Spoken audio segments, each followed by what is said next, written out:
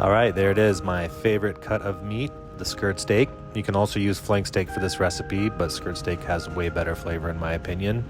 I'm liberally applying salt and pepper and will leave it on there until it is ready to cook. So for the horseradish aioli, we're going to mix the mayonnaise, the prepared horseradish, garlic, lemon juice, and some salt and pepper.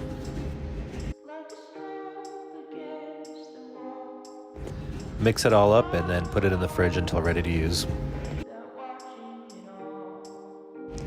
For the balsamic caramelized onions, you can use whatever onion you like. I tend to prefer yellow onions, but happen to have a red onion for this video, which is fine. Slice them up very thin.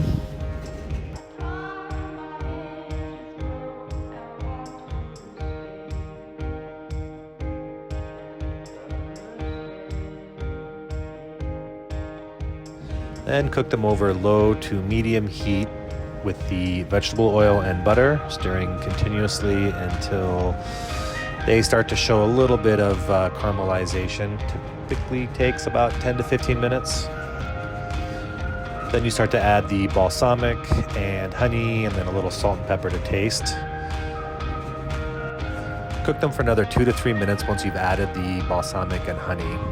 After they're done, you're gonna want these to cool down fairly quickly before serving them, so I just throw them in the freezer for about 10 minutes or so. I always like to toast my bread with ghee instead of butter, as it has a nice crispier texture that way.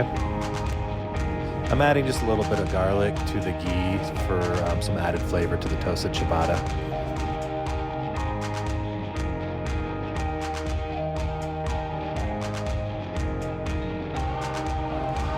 So the key, in my opinion, to a really good skirt steak is to have that crispy, caramelized exterior.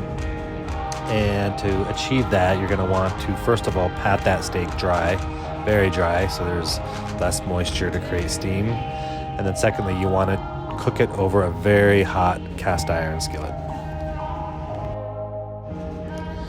I like to cook the skirt steak for 3 minutes on each side over high heat. After I do the flip, I do add 3 tablespoons of butter, a couple smashed garlic cloves, and a few sprigs of thyme, and then I baste the steak with that as it's cooking.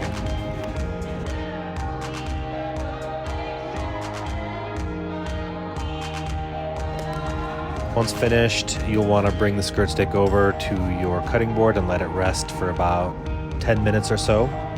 While I'm doing that, I'm going to slice some cheddar cheese.